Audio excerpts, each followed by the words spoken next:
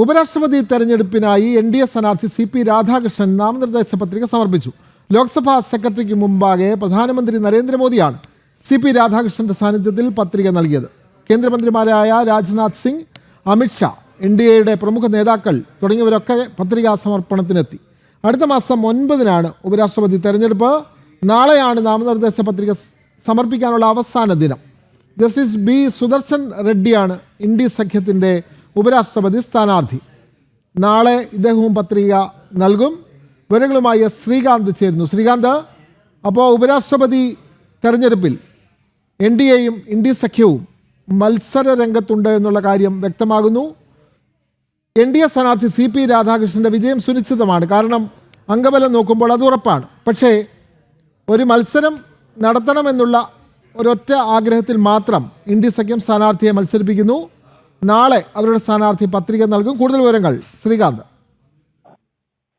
വിനോദ്, പ്രധാനമന്ത്രിയാണ് ഇദ്ദേഹത്തിന്റെ പേര്, CP രാധാകൃഷ്ണന്റെ പേര് ആദ്യം നിർദ്ദേശിച്ചത്. മറ്റുള്ളവർ പിന്താങ്ങി.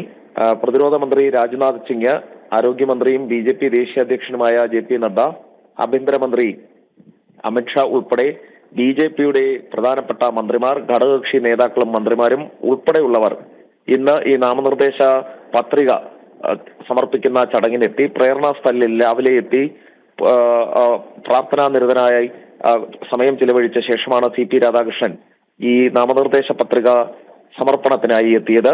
BJPയെ സംബന്ധിച്ചിടത്തോളം വലിയ ആത്മവിശ്വാസത്തിലാണ്. കാരണം BJPക്ക് അംഗബലം ഉണ്ട് ഈ സ്ഥാനാർത്ഥിയെ വിജയിപ്പിച്ചെടുക്കുന്നതിന്. NDA ഘടകകക്ഷികളെ കൂടാതെ YSR കോൺഗ്രസ് ഉൾപ്പെടെ BJPക്ക് പിന്തുണ അറിയിക്കുകയും ചെയ്തിട്ടുണ്ട്.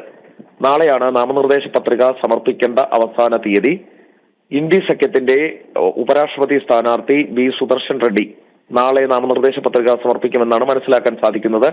അടുത്ത മാസം 9-ാം തീയതിയാണ് തെരഞ്ഞെടുപ്പ്. വ്യക്തമാണ്. അടുത്ത മാസം 9-ന് നടക്കുന്ന ഉപരാഷ്ട്രപതി തെരഞ്ഞെടുപ്പിലേക്കായി NDA സ്ഥാനാർത്ഥി CP രാധാകൃഷ്ണൻ ഇന്ന് നാമനിർദ്ദേശ പത്രിക സമർപ്പിച്ചു. Retired justice Sudarshan Reddy India സഖ്യത്തിൻ്റെ സ്ഥാനാർത്ഥിയാണ്. അദ്ദേഹം നാളെയാണ് പത്രിക നൽകുക. വിവരങ്ങൾ നൽകുകയായിരുന്നു ശ്രീകാന്ത്.